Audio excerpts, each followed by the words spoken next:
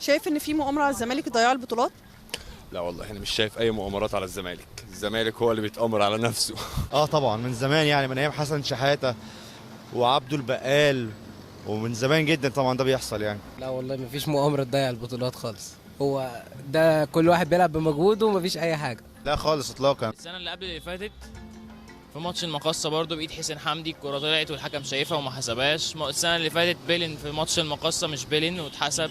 كل ده عشان خاطر يخسر الزمالك نقط في ماتشات مصيرية. هو كلنا ضحية التحكيم، اهلي زمالك اي فرقة تانية. هو ادائهم كده، مستوانا كده. لا مفيش اي مؤامره.